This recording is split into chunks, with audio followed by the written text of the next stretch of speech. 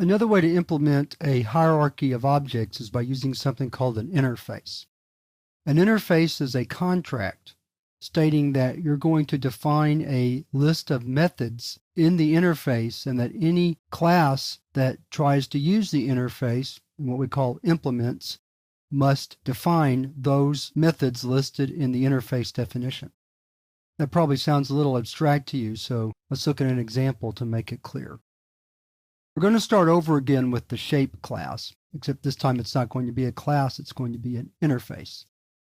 So we'll get started. We'll open up our file, shape.java. And here we're going to type public interface shape. So we replace the word class or abstract class with interface. And then in the definition, all we're going to do is list those methods that need to be part of any class that implements the interface.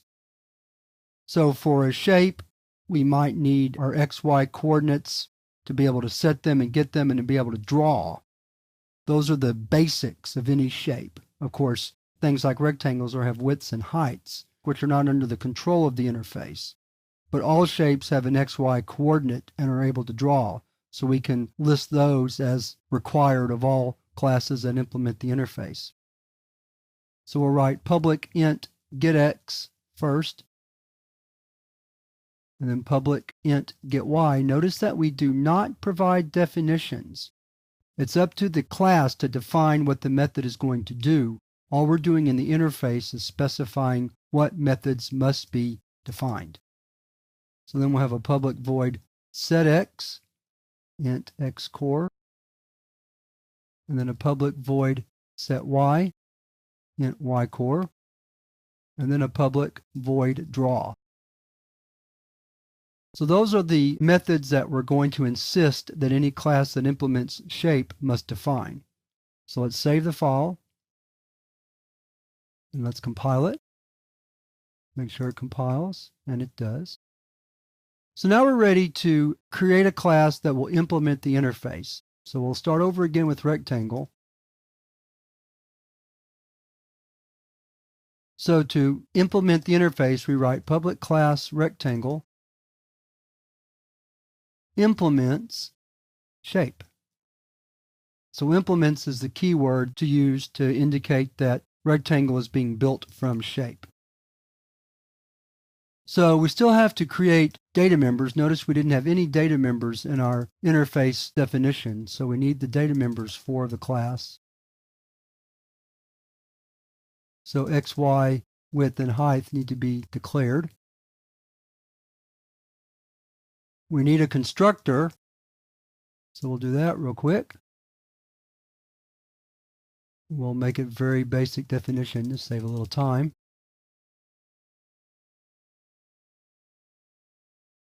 Okay, now we're ready to implement the methods that were defined in the interface. So first we have public int getX, and that returns X. Then public int getY, which returns Y. And then public void setX, int X coordinate. X is equal to X coordinate. And then public void setY, int Y coordinate. Y is equal to Y coordinate. And now we need to implement draw, but I want to show you the error message you get if you don't implement all of the methods in an interface. So let's save the file, clear the screen, and now let's compile rectangle. And you'll see we have an error. Rectangle is not abstract and does not override abstract method draw in shape. So clearly we violated the contract by not implementing all of the methods that were specified in the interface, so we've got to go back and implement draw. So go back to our definition and write public void draw.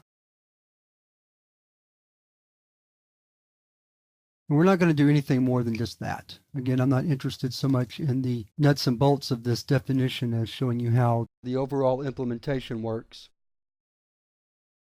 So now we can save the file and compile it again. And there we go.